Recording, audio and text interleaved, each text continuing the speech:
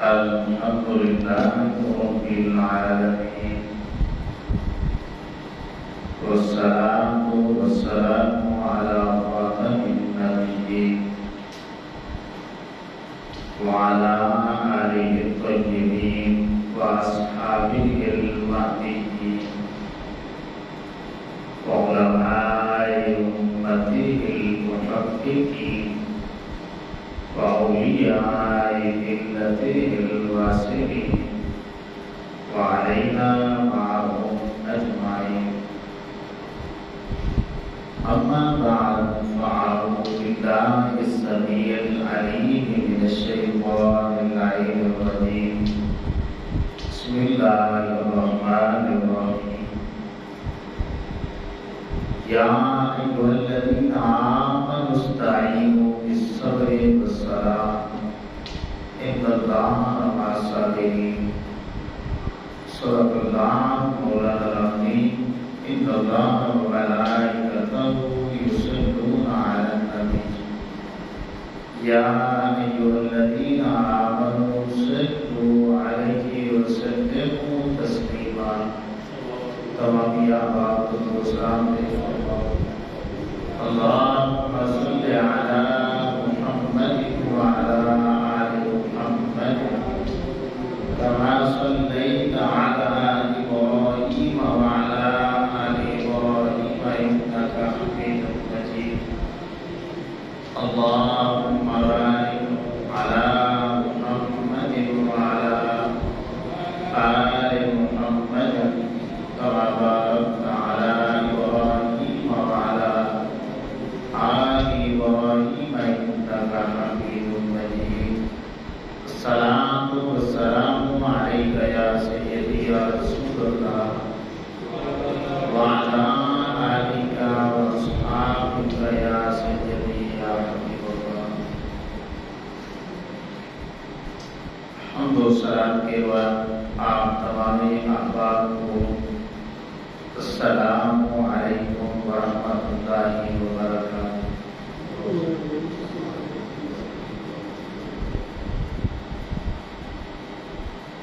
سب سے پہلے میں اللہ رب العزت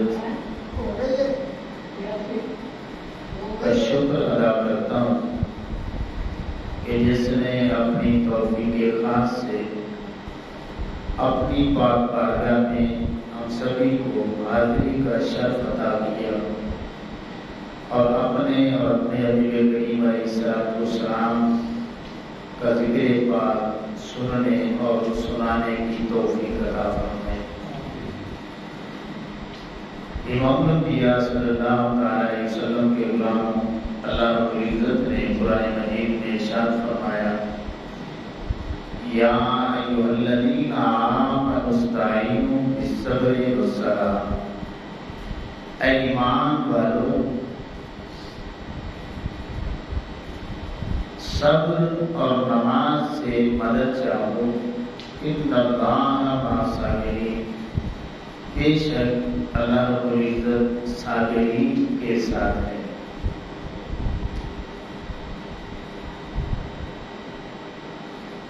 امام الانبیاء صلی اللہ علیہ وسلم کے غلاموں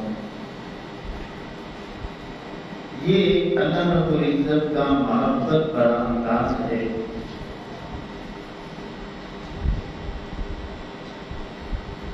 کہ اس نے تکلیف دینے سے پہلے مصیبت بھیجنے سے پہلے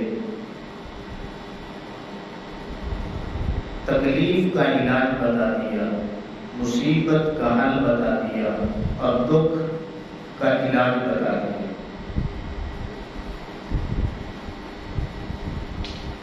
اب اس کو اس انداز میں آپ سمجھیں کہ اگر کوئی دنیا میں آپ پر جو مصیبت آنے والی ہے مصیبت سے بھی پہلے اس کا حل بتا دے تو ایمان سے بتائیں آپ کتنے خوش ہوتے ہیں کہ یار یہ میرا خیر خواہ کتنا ہے, میرے ساتھ محبت کتنی کرتا ہے کہ تکلیف آنے والی ہے تو جو تکلیف ابھی آئی نہیں آنے والی ہے تو آنے والی تکلیف سے بھی پہلے یہ مجھے اس کا حل بتا رہا ہے۔ اب آپ اندازہ لگائیں کہ اللہ رب العزت کو اپنے بندوں سے پیار کتنا ہے کہ ابھی اس نے تکلیف دی نہیں، مصیبت بھیجی نہیں ہے، دکھ دیا نہیں ہے۔ دکھ دینے سے پہلے، مصیبت بھیجنے سے پہلے، پریشانی بھیجنے سے پہلے وہ دکھ، درد، تکلیف، مصیبت اور پریشانی کا اپنے بندوں کو حل بتا رہا ہے کہ میرے بندوں، جب بھی تم پر مصیبت آئے، پریشانی آ جائے، دکھ آ جائے، تو پھر تم نے کرنا کیا ہے؟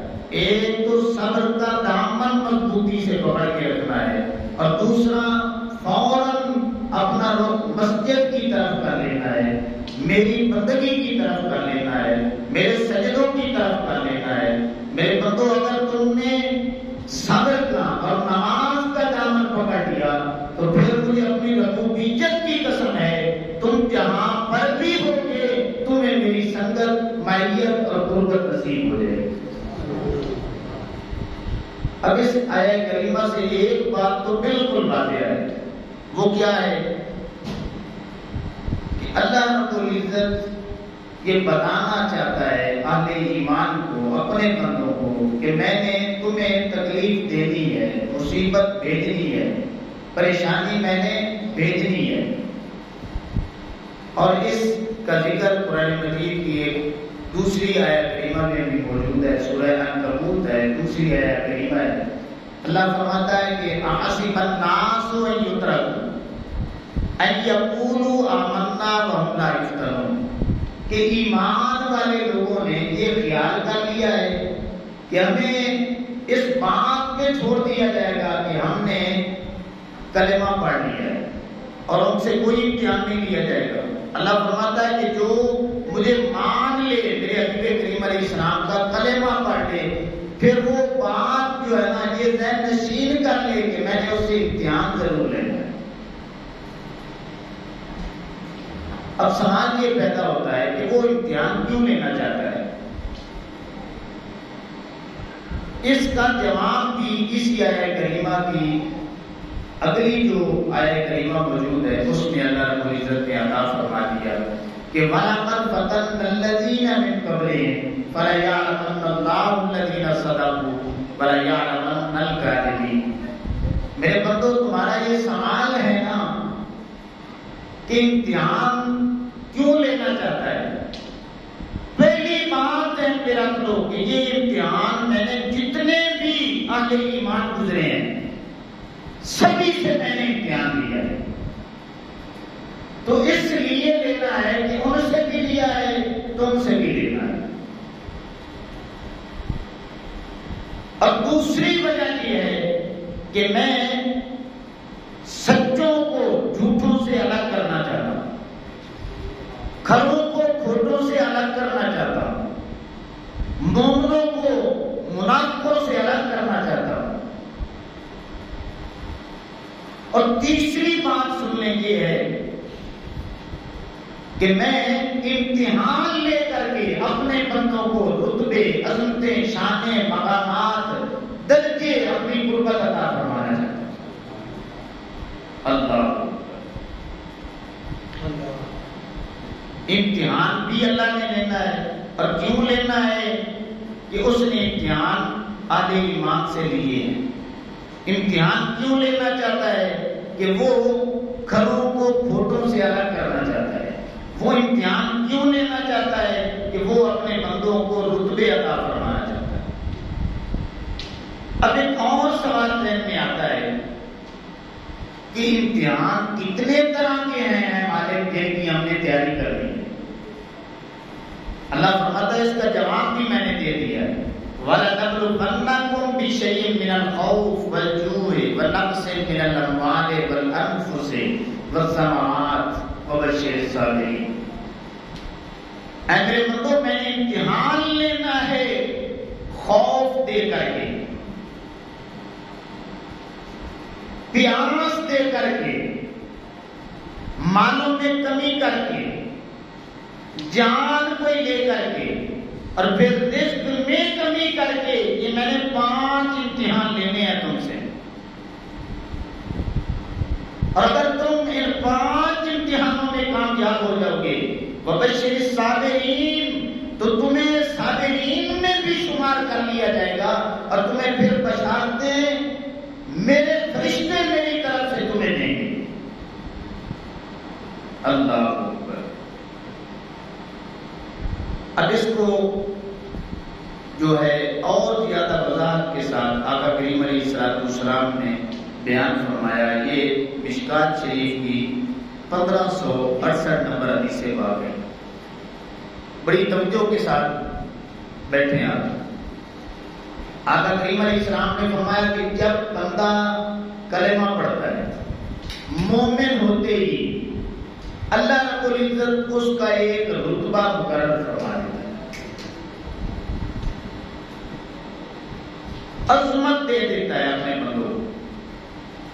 اب کیا ہوتا ہے کہ وہ بندہ نیک اعمال کے ذریعے وہاں تک نہیں پہنچ پاتا، تو اب آقا کریم علیہ السلام نے فرمایا وہ جو اللہ نے اس کا مقام مقرر کیا ہے اس مقام تک پہنچانے کے لیے پھر اللہ رب العزت کیا فرماتا ہے؟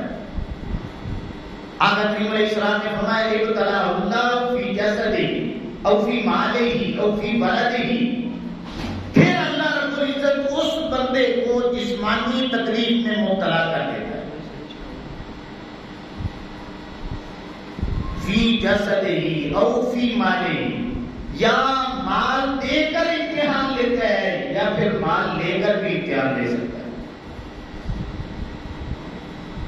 او فی ولدہ، اولاد دے کر بھی آزمائے گا، اولاد نہ دے کر بھی امتحان لے گا، اور پھر اولاد کی طرف سے پریشانی کو اٹھانی پڑے گی، اس انداز میں بھی وہ مالک امتحان لے سکتا ہے۔ اب یہ امتحان ذہن میں رکھیں، قرآن مجید میں 5 امتحانوں کا ذکر ہے، احادیث مبارکہ کو بھی یاد کیا ہے کہ جسمانی تکلیف دے گا یا پھر مال دے کر امتحان لے گا یا پھر مال لے کر امتحان لے گا، پھر اولاد دے کر امتحان کو مالک لے سکتا ہے یا اولاد لے کر بھی امتحان لے سکتا ہے، یا پھر اولاد کو نافرمان بنا کے بھی امتحان لے سکتا ہے۔ آقا کریم علیہ السلام نے فرمایا پھر وہ رب العالمین کیا کرتا ہے؟ ثم صبرہ علی ذلک، پھر اس بندہ مومن کو صبر کی توفیق بھی عطا فرما دیتا ہے، خود امتحان بھی لیتا ہے، خود صبر کی توفیق بھی عطا فرما دیتا ہے۔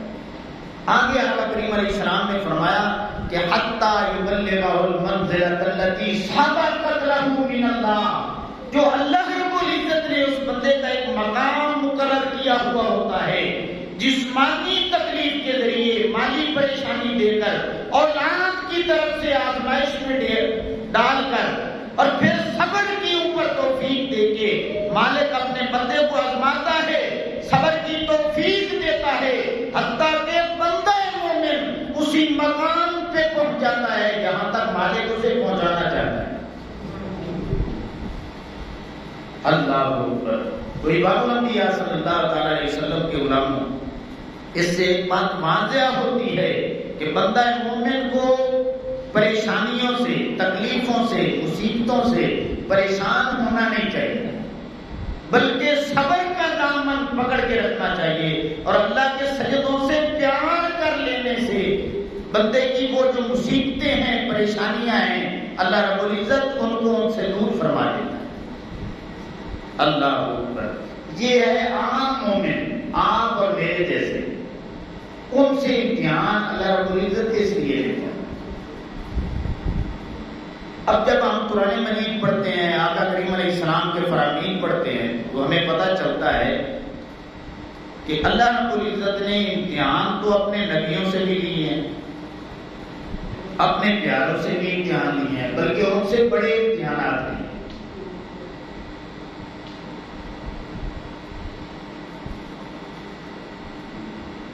امتحان کیوں لیا جاتا ہے؟ امتحان اس لیے لیا جاتا ہے تاکہ عہدہ بڑھ جائے، سیٹ بڑھ جائے، عظمت مل جائے، شان مل جائے، رتبہ مل جائے، اس لیے امتحان لیا جاتا ہے. دنیا میں بھی ہم جتنے امتحان دیتے ہیں یا لیتے ہیں تو جب بھی امتحان لیا جاتا ہے نیت یہ ہوتی ہے کہ یہ پاس ہو جائے, اس کو کوئی نہ کوئی عہدہ مل جائے. تو یہ اللہ رب العزت کا قانون ہے کہ وہ مالک بھی امتحان اپنے بندوں سے پہلے لیتا ہے, رتبے بعد میں عطا فرماتا ہے. لیکن اللہ کے جو نبی ہیں, نبیوں کی ذوات ہیں, اور پھر ایک حسن اور دوسرا امام علی مقام امام حسین رضی اللہ تعالیٰ عنہما, یہ جو دو شہزادے ہیں یہ مستثنا ہیں. اب ان کی عظمت آپ نے سنی ہے, عظمت کتنی ہوتی ہے. اللہ رب العزت کا قانون کیا ہے کہ پہلے امتحان دو, رتبہ بعد میں ہو. لیکن انبیاء کی جو ذوات ہیں وہ مستثنا ہیں.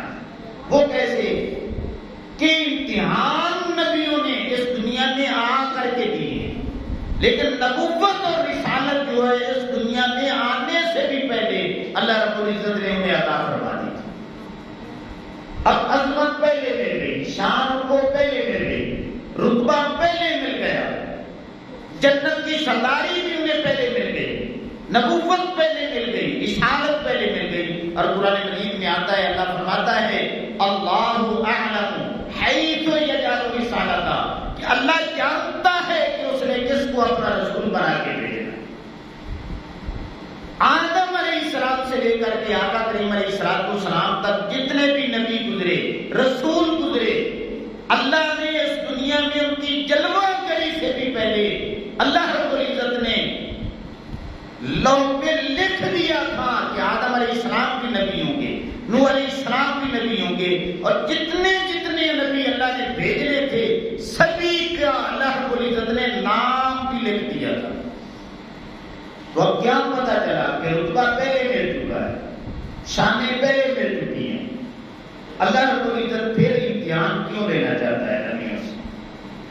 اب علماء تفاسیر نے اس کا جواب دیا ہے کہ اللہ رب العزت اپنے نبیوں سے امتحان اس لیے لیتا ہے تاکہ قیامت تک اپنا تو اپنا کوئی دشمن بھی وہ نبیوں کی ذات پہ اعتراض نہ کر سکے کہ انہوں نے کیا ہی کچھ نہیں اور رتبے فری میں مل چکے ہیں. اللہ نے فرمایا یہ اعتراض میرے نبیوں پہ نہیں ہے بلکہ مجھ پہ ہوگا, تو مجھے یہ گوارا ہی نہیں ہے کہ کوئی میری ذات پہ اعتراض کرے. تو اس لیے میں دنیا میں اپنے نبیوں سے بڑے بڑے امتحان لیتا ہوں تاکہ دنیا والے دیکھ لیں اور یہ اعتراض نہ کر سکیں کہ یہ رتبے انہیں فری میں ملے ہیں. فری میں نہیں ملے بلکہ جو امتحان نبیوں نے دیے ہیں, رسولوں نے دیے ہیں, وہ امتحان دینے کی شرکت ہی کسی میں نہیں. اللہ اکبر. اسی طرح امام حسن, امام حسین رضی اللہ تعالیٰ, یہ جو دو شہزادے ہیں یہ بھی مستثنا ہے. وہ کیسے کہ یہ جو میدان میں انہوں نے قربانی دی ہے, امتحان دیا ہے, اس امتحان دینے سے بھی پہلے ابھی بچپنا ہے ان کا, اور عمر مبارک ہے 3 یا 4 سال. آقا کریم علیہ السلام نے فرمایا کہ وَأَنَّ الْحَسَنَ وَالْحُسَيْنَ سَيِّدَا شَبَابِ أَهْلِ الْجَنَّةِ. اب یہ حدیث بات ترمذی میں بھی موجود ہے, ابن ماجہ میں 118 نمبر پہ موجود ہے. آقا کریم علیہ السلام نے فرمایا کہ حسن اور حسین اللہ رب العزت کے حکم پہ میں اعلان کر رہا ہوں کہ ان دونوں کو جنت کی سرداری عطا فرما دی. حسن اور حسین دونوں شہزادے کون ہیں؟ جنتی نوجوانوں کے. اب یہ بچپن میں انہوں نے کون سا امتحان دے دیا ہے کہ عمر مبارک 3 سال ہے یا 4 سال ہے, تو جنت کی سرداری انہیں آقا کریم علیہ السلام نے پہلے عطا فرمایا. اب امتحان کیوں لیا یہ ذہن میں رکھ لیں. امتحان اللہ رب العزت نے اس لیے دیا تاکہ قیامت تک کوئی حسن حسین پہ بھی نہ انگلی اٹھا سکے کہ یہ نبی کے نواسے تھے, فری میں بس رتبے عطا فرما دیے.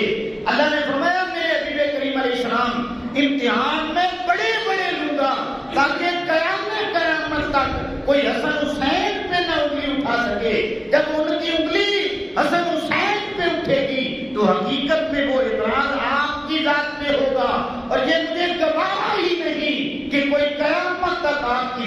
اعتراض کرے. اس لیے اللہ رب العزت نے نبیوں سے بھی امتحان دیے اور امام حسن رضی اللہ تعالیٰ عنہ، امام حسین رضی اللہ تعالیٰ عنہ سے امتحان دیے، صرف دنیا کو دکھانے کے لیے کہ دیکھ لیں کہ یہ رتبے فری میں نہیں ملے بلکہ انہوں نے امتحان بھی بڑے بڑے دیے. اب ایک سوال آتا ہے ذہنوں میں، اس کا جواب نہیں آنا چاہیے. سوال یہ بنتا ہے کہ امام حسین رضی اللہ تعالیٰ عنہ تو میدان کربلا میں پہنچے، اپنی قربانی پیش کی، اپنے رفقا کی پیش کی، شہید ہوئے. تو امام حسن رضی اللہ تعالیٰ عنہ نے بظاہر کون سی قربانی پیش کی ہے جس کی وجہ سے وہ بھی جنتی نوجوانوں کے سردار بنے؟ یہ سوال بنتا ہے یا نہیں بنتا؟ بھائی انہوں نے تو قربانی دی ہے، تو کوئی بندہ اعتراض کر سکتا ہے، بتائیں کہ امام حسن رضی اللہ تعالیٰ عنہ نے کون سی قربانی پیش کی؟ سوال بھی آنا چاہیے، اس کا جواب بھی آنا چاہیے. اس کا جواب سنیں کہ امام حسن رضی اللہ تعالیٰ عنہ کے پاس آپ خلیفہ راشد ہیں، آپ کو پتہ ہے 5ویں خلیفہ راشد ہے. عمومی طور پہ بات مشہور ہو چکی ہے کہ خلیفہ راشد 4 ہیں، نہیں، خلفائے راشدین کتنے ہیں؟ 5 ہیں خلفائے راشدین. اور جو 4 گنتے ہیں نا وہ کہتے ہیں کہ امام حسن رضی اللہ تعالیٰ عنہ کا جو زمانہ مبارک ہے وہ مولا کائنات مولا مرتضیٰ شریف خدا کرم اللہ وجہ الکریم کے ساتھ ملا دیتے ہیں. مانتے وہ بھی ہیں، کوئی بھی منکر نہیں ہے. خلفاء جو ہیں وہ خلفائے راشدین 5 ہیں. اب آپ نے بڑی بنائی حکومت وہ سیدنا علی معاویہ رضی اللہ تعالیٰ عنہ کے حوالے کر دی. اب یہ بہت بڑی نفس خوشی تھی. اقتدار کی خاطر باپ بیٹے کو، بیٹا باپ کو قتل کر دیتا ہے. ہوتا ہے ایسے نہیں. آپ عباسی خاندان، امیہ خاندان پڑھ کے دیکھ لیں، باپ نے بیٹے کو قتل کیا ہے اور پھر باپ نے بیٹے کو قتل کروایا ہے. ہسٹریاں بڑی ہیں. تو کوئی بھی اقتدار دینے کے لیے تیار نہیں ہوتا. امام حسن رضی اللہ تعالیٰ عنہ نے حضرت امیر معاویہ رضی اللہ تعالیٰ عنہ کو بنی بنائی حکومت دے دی. یہ آپ کی ایک بہت بڑی نفس خوشی تھی اور یہ جہاد اکبر تھا. یہ بات ذہن میں رکھ لیں کہ تلوار سے میدان میں جا کے لڑنا یہ جہاد اصغر ہوتا ہے، اور اپنے نفس کے ساتھ لڑنا، نفس کشی کرنا یہ جہاد اکبر ہوتا ہے. آقا کریم علیہ السلام ایک جہاد سے آ رہے ہیں، صحابہ کرام علیہ رضوان چلتے جا رہے ہیں. آقا کریم علیہ السلام نے فرمایا کہ میرے صحابہ کرام علیہ رضوان من الجہاد الاصغر الی الجہاد الاکبر، ہم چھوٹے جہاد سے آ رہے ہیں، بڑے جہاد کی طرف جا رہے ہیں. اور صحابہ کرام بڑے حیران ہوئے کہ یا رسول اللہ صلی اللہ علیہ وسلم کیا رومیوں کے ساتھ ہم نے جنگ کرنی ہے؟ ابھی ہم نے لڑائی ختم کی ہے، تو واپسی جا رہے ہیں، مدینہ میں جا رہے ہیں، تو کیا آپ فوراً رومیوں کے ساتھ جنگ ہوگی؟ آقا کریم علیہ السلام نے فرمایا نہیں، نہ رومیوں کے ساتھ ہے نہ ایرانیوں کے ساتھ ہے. یہ جو جہاد ہے اب ہم نے مدینے میں جا کے اپنے نفس کے ساتھ کرنا ہے. تو آقا کریم علیہ السلام نے فرمایا کہ جو جہاد تلوار سے کیا ہے وہ جہاد اصغر ہے، اب اپنے نفس کے ساتھ لڑیں گے یہ جہاد اکبر ہے. تو امام حسین رضی اللہ تعالیٰ عنہ میدان کربلا میں تلوار اٹھائی، افضل جہاد کیا. آپ حقدار بنے کہ آپ کو جنت کی سرداری عطا فرمائی گئے. تو جب امام حسن رضی اللہ تعالیٰ عنہ نے بنی بنائی حکومت حضرت امیر معاویہ رضی اللہ تعالیٰ عنہ کے حوالے کر دی تو یہ بہت بڑی نفس خوشی تھی، جہاد اکبر کیا. تو امام حسن رضی اللہ تعالیٰ عنہ بھی حقدار بنتے تھے کہ آپ کو بھی جنت کی سرداری عطا فرمائے. تو اس لیے امام الانبیاء صلی اللہ علیہ وسلم کے غلاموں آقا کریم علیہ السلام نے فرمایا الحسن والحسین سیدا شباب اہل الجنہ. حسن اور حسین رضی اللہ تعالیٰ عنہما ان دونوں شہزادوں کو اللہ رب العزت نے جنتی نوجوانوں کا سردار بنا دیا. اونچی آواز سے بولنے لگا اللہ اکبر۔ اب آئے ایک حدیث پاک سنیں ترمذی شریف میں، یہ 2398 نمبر پہ صحابہ کرام علیہ رضوان بیٹھے ہیں، آقا کریم علیہ السلام بیان فرما رہے ہیں۔ جب گفتگو مکمل ہوئی تو ایک صحابی کھڑے ہوئے، عرضی پیش کی کہ یا رسول اللہ صلی اللہ علیہ وسلم اینا سے اشد بلا، اس دنیا میں سب سے بڑے امتحان اللہ رب العزت کن لوگوں سے ہے؟ آقا کریم علیہ السلام نے فرمایا الانبیاء، جو بڑے بڑے امتحان ہیں نا اللہ رب العزت وہ اپنے نبیوں سے لیتا ہے۔ پھر آقا کریم علیہ السلام نے فرمایا کہ تاریخ نبوت اور رسالت میں سارے نبیوں سے بھی بڑھ کر جتنے بڑے امتحان اللہ نے مجھ سے لیے ہیں پہلے سابقہ نبیوں سے بھی نہیں۔ پھر وجہ بیان کی کیوں کہ جب رتبے اللہ نے سب سے بڑھ کے مجھے عطا کیے تو پھر امتحان بھی اللہ نے مجھ سے سب سے بڑے۔ پھر آقا کریم علیہ السلام نے فرمایا ثم الامثل فالامثل، کہ اللہ رب العزت پھر نبیوں کے بعد ان لوگوں سے بڑے امتحان لیتا ہے جو دین میں جتنے زیادہ کامل اور اکمل ہوتے چلے جاتے ہیں۔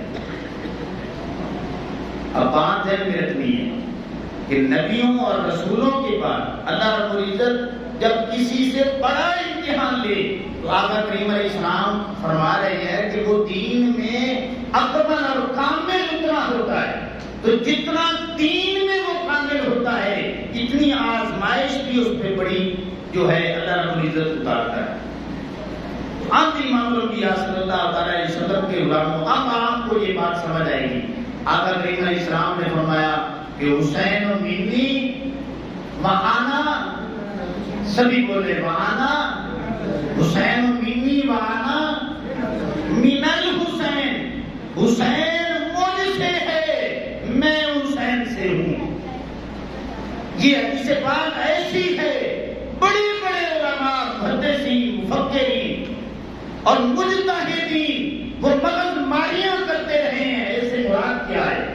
کسی نے ایک معنی لکھا، کسی نے 2 لکھے، کسی نے 3 لکھے، ایک پہ یہ کہنے کے مجبور ہو جاتے ہیں کہ حقیقی معنی اللہ جانتا ہے کہ اللہ کے رسول صلی اللہ علیہ وسلم ہی جانتے ہیں۔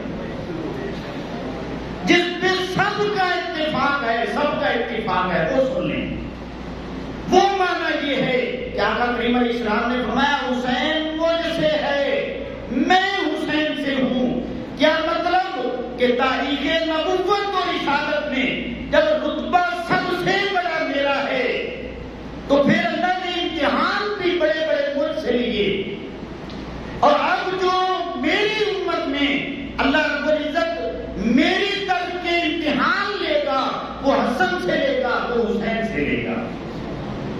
اللہ اکبر۔ اور پھر میرے والا کردار حسن بھی ادا کرے گا اور میرے والا کردار میرا بیٹا حسین بھی ادا کرے گا۔ اس لیے آقا کریم علیہ السلام نے فرمایا کہ حسین مجھ سے ہے میں حسین سے ہوں۔ اللہ اکبر۔ ایک اور حدیث سے بات میں آتا ہے کہ آقا کریم علیہ السلام نے فرمایا کہ شہیدوں کا سردار کون ہوتا ہے؟ ایک ہستی کا نام آقا کریم علیہ السلام نے لیا۔ حضور نے فرمایا کہ یہ جو میرے چچا ہے نا میرے حمزہ رضی اللہ عنہ، یہ سید الشہداء ہے۔ اب ایک ہی بندے کا نام آتا ہے احادیث مبارکہ کی کتابوں میں، لیکن ہم سیدنا امام علی مقام امام حسین رضی اللہ تعالیٰ عنہ کو سید الشہداء کہتے ہیں یا نہیں کہتے؟ اور وہ ہیں، وہ بھی حدیث مبارکہ موجود ہے کہ آقا کریم علیہ السلام نے فرمایا وَرَجُلٌ قَامَ إِلَىٰ، امام نے جائے فَأَمَرَهُ وَنَهَاهُ فَقَتَلَهُ۔ آقا کریم علیہ السلام نے فرمایا کہ اگر کوئی بندہ مومن ظالم اور جابر حکمران کے سامنے کلمہ حق بیان کرے اور اسے قتل کر دے وہ بھی سید الشہداء بنتا ہے۔ اس حدیث مبارکہ کی روشنی میں جب امام علی مقام امام حسین رضی اللہ تعالیٰ عنہ کو ہم دیکھتے ہیں کہ یزید ظالم فاسق اور فاجر کے سامنے امام علی مقام امام حسین رضی اللہ تعالیٰ عنہ جب کلمہ حق بلند فرماتے ہیں تو اس حدیث پاک کے مطابق آپ بھی سید الشہداء بنتے ہیں. اللہ اکبر. تو امام الانبیاء صلی اللہ تعالی علیہ وسلم کے غلاموں، اب یہ سارے امتحان اللہ نے ایمان والوں سے لینے ہیں. ایمان والوں نے دینے کے انداز میں ہیں، وہ سن لے. صبر کا دامن نہیں چھوڑنا. یہ سارے امتحان یا نماز کے ذریعے پاس ہوں گے یا صبر کا دامن تھامے رکھنے سے پاس ہوں گے. اور صبر کا معنی اور مفہوم جو ہم نے سمجھا ہے نا، جب معاشرے میں موجود ہے، وہ یہ ہے کہ جب مصیبتیں آئیں، پریشانیاں آئیں تو نہ چاہتے ہوئے بھی جب کوئی حل نہیں نکلتا تو پھر ہم چپ کر کے بیٹھ جائیں. اسے ہم نے صبر کا نام دے دیا کہ بس اب صبر کے علاوہ کوئی چارہ ہی نہیں. لیکن یہ صبر کی تعریف نہیں ہے. صبر کی تعریف اللہ کے قرآن میں موجود ہے. سورہ توبہ سے پہلے اللہ رب العزت نے جہاں پہ سورہ یونس کا اینڈ ہوتا ہے، سورہ انفال کا اینڈ ہوتا ہے، وہ پڑھ کے دیکھیں. اللہ رب العزت نے ارشاد فرمایا ان یکم منکم 20 صابرون یغلبوا 200. اے میرے حبیب کریم علیہ السلام، یہ جو آپ کے غلام ہیں نا، یہ 20 ہوں اور صبر کرنے والے ہوں، 20 ہوں اور صبر کرنے والے ہوں تو یغلبوا 200، یہ 200 پہ غالب رہیں گے. کتنوں پہ غالب رہیں گے؟ 20 ہوں، صبر کریں. اب صبر کا معنی کیا بنے گا؟ ایمان سے بتائیں. صبر کا معنی بنے گا جرت، بہادری، دلیری، اللہ پر کامل یقین، اللہ پر کامل ایمان، ارادہ مصمم ارادے کو کہتے ہیں، بلند حوصلے کو کہتے ہیں، عزیمت کو کہتے ہیں، استقامت کو کہتے ہیں، ڈٹ جانے کو کہتے ہیں، ظالم کے سامنے کھڑے ہو جانے کو صبر کہتے ہیں. یہ ہے صبر کی تعریف. تو جب یہ صبر کی تعریف ہے قرآن مجید کے مطابق، تو صبر کا دوسرا نام حسین ہے رضی اللہ تعالیٰ عنہ. جرت اور بہادری کا دوسرا نام حسین ہے. اللہ پر کامل ایمان کا نام دوسرا نام حسین ہے. اللہ پر کامل ایقان کا دوسرا نام حسین ہے. عزیمت کا دوسرا نام حسین ہے. استقامت کا دوسرا نام حسین ہے. حق پر ڈٹ جانے کا دوسرا نام حسین ہے. ظالم سے ٹکر لینے کا دوسرا نام حسین ہے. اللہ اکبر. تو یہ حسینیت ہے. یہ نہیں ہے کہ وہ دلی دکھا کے گھروں میں چھپ جانا، یہ صبر ہے. اور پھر آپ امام علی مقام امام حسین رضی اللہ تعالیٰ عنہ کے جو قافلے میں شریک ہیں، بچے سے لے کر کے بوڑھے تک، آپ صرف ان کی صبر کی داستانیں پڑھیں، جرت اور بہادری کی، آپ حیران ہو جائیں گے کہ اگر 80 سال کا بوڑھا ہے تو وہ کتنا دلیر ہے، اور اگر 16 سال کا نوجوان ہے تو وہ کتنا بہادر اور دلیر ہے. اب یہ میں تصویر کی رات جو باتیں ہوئی وہ آپ کو بتانا چاہتا ہوں. امام علی مقام امام حسین رضی اللہ تعالیٰ عنہ عشاء کی نماز کے بعد آپ نے تمام اپنے قافلے والوں کو ایک جگہ پہ اکٹھا کیا. امام علی مقام امام حسین رضی اللہ تعالیٰ عنہ نے جب قافلے والے جمع ہو چکے، ایک جگہ وہ مجمع لگا کے بیٹھ چکے، ایک روشنی کا تھوڑا سا بندوبست کیا تاکہ وہ مجھے دیکھ لیں، میں ان کو دیکھ لوں. چراغ جلایا. امام الانبیاء صلی اللہ تعالی علیہ وسلم کے غلاموں امام علی مقام امام حسین رضی اللہ تعالیٰ عنہ سب سے پہلے اللہ کی حمد کی، اور حمد کرنے کے بعد اپنے قافلے والوں سے مخاطب ہوئے، فرمانے لگے کہ کل کا جو دن ہے، کل کا خونی دن طلوع ہونے والا ہے. کل تلواریں چلیں گی، لاشیں بکنے گی، کتنے ہیں جو جام شہادت نوش کریں گے، اور ظالم ہمارے سر پہ کھڑے ہیں اور ان کی دشمنی صرف میرے ساتھ ہے، تمہارے ساتھ ان کی دشمنی نہیں ہے، تو میں اجازت دیتا ہوں کہ سبھی چلے جاؤ، میں اجازت دیتا ہوں سبھی چلے جائیں، میں اکیلا ہی ان 22,000 سے ٹکرانا چاہتا ہوں۔ امام علی مقام امام حسین رضی اللہ تعالیٰ اجازت دے، آپ نے چراغ کو پھونک لگا دی۔ کیوں پھونک لگائی؟ اس لیے تاکہ جو قافلے میں شریک ہے نا، وہ جب چراغ جلتا رہے گا تو کسی کو شرمندگی نہ ہو جائے، تو چراغ بجھ جائے گا، اندھیرا چھا جائے گا، تو اندھیرے کو اپنی سواری بنا کے وہ نکل جائے گا۔ تھوڑی دیر گزری، امام علی مقام امام حسین رضی اللہ تعالیٰ نے پھر حکم دیا کہ چراغ جلایا جائے۔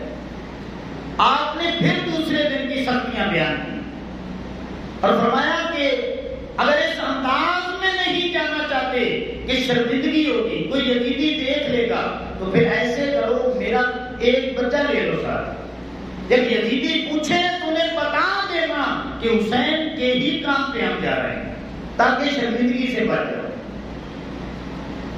جب یہ باتیں کی، آپ نے پھر چراغ کے قریب سے گزرے، پھونک ماری اور بجھا دیا۔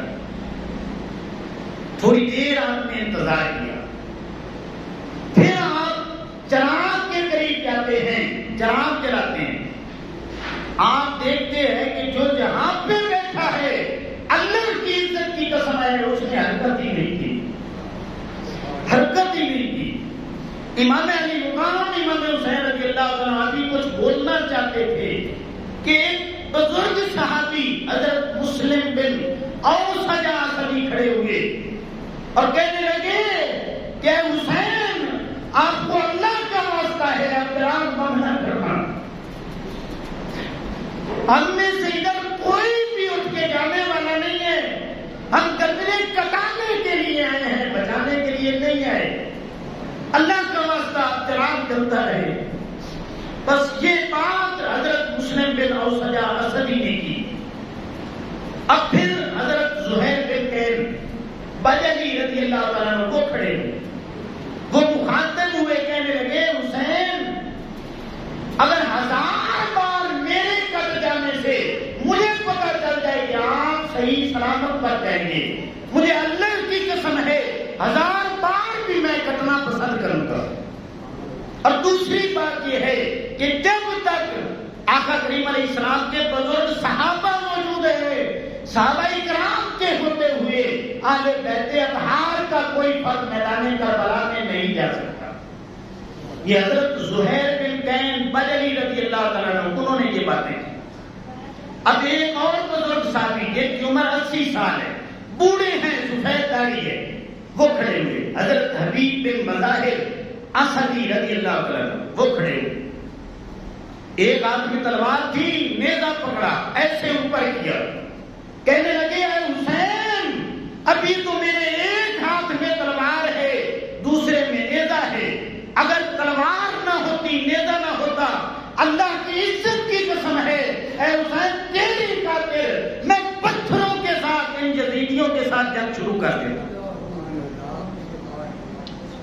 اب یہ تینوں بزرگ صاحب ہیں، اللہ اکبر، امام الانبیاء صلی اللہ علیہ وسلم کی غلاموں، امام علی مقام امام حسین رضی اللہ تعالیٰ نے شکر ادا کیا ہے، مالک تو نے مجھے اتنے اچھے ساتھی عطا کیے کہ اتنی مشکل کی گھڑیوں میں بھی وہ مجھے دلاسے دے رہے اور چھوڑ کے جانے والا کوئی نہیں ہے، اللہ اکبر۔ تو امام الانبیاء صلی اللہ علیہ وسلم کے غلاموں، رات گزری، صبح کا خونی دن طلوع ہوتا ہے۔ اب جب یہ خونی دن طلوع ہوا تو جنہوں نے رات کو باتیں کی تھی نا، اللہ کی عزت کی قسم ہے آپ پڑھ کے دیکھیں، کسی بھی مسلک کی کتاب پڑھ کے دیکھیں، وہی بزرگ صحابہ امام علی مقام امام حسین رضی اللہ تعالیٰ عنہ کے قریب کھڑے تھے۔ کیا مطلب کہ جو وعدے کیے تھے وہ وفا کرنا چاہتے تھے۔ امام علی مقام امام حسین رضی اللہ تعالیٰ نے فرمایا یار پیچھے ہو جاؤ، آپ یزیدیوں سے مخاطب ہوئے، آپ نے خطبہ دیا، اس میں اپنے حوالے سے باتیں کی اور اعتماد حجت قائم کیا آپ نے۔ جب آپ نے آخری باتیں کر لی تو حضرت حر جو یزیدی فوج کا کمانڈر تھا، اب وہ خود بیان کرتے ہیں کہ میں نے دیکھا کہ ایک طرف جنت ہے، ایک طرف دوزخ ہے، ایک طرف اللہ اور اس کے رسول صلی اللہ علیہ وسلم کی رضا ہے، ایک طرف ناراضگی ہے، ایک طرف حسین ہے، ایک طرف یزید ہے، تو میں نے اللہ اور اس کے رسول صلی اللہ علیہ وسلم کی رضا کو پسند کیا اور جنت میں جانا پسند کیا، حسین کا ساتھ دینا پسند کیا۔ آپ نے فیصلہ کیا دل ہی دل میں، آپ نے فوراً گھوڑے کو ہڑی لگائی اور امام علی مقام امام حسین رضی اللہ تعالیٰ عنہ کے قافلے میں شہید ہو گئے۔ آپ اکیلے نہیں آئے، آپ کے ایک بھائی تھے جن کا نام علی تھا، وہ بھی آئے، آپ کے ایک غلام تھے جن کا نام نمرہ تھا، وہ بھی آپ کے قافلے میں شہید ہوئے۔ اب حضرت حر رضی اللہ تعالیٰ عنہ انہوں نے سب سے پہلے تو معافی مانگی، امام علی مقام امام حسین رضی اللہ تعالیٰ عنہ اپنے سینے سے لگایا اور ان کی غلطی کی معافی دے دی، کیونکہ شروع میں قافلے کو روکنے والے بھی یہی تھے۔ اللہ اکبر۔ تو امام الانبیاء صلی اللہ تعالیٰ علیہ وسلم کے غلاموں وقت ہو چکا ہے، تو یہ باتیں انشاءاللہ نیکسٹ جمعے ہم کریں گے۔ اللہ ہمیں عمل کی توفیق عطا فرمائے۔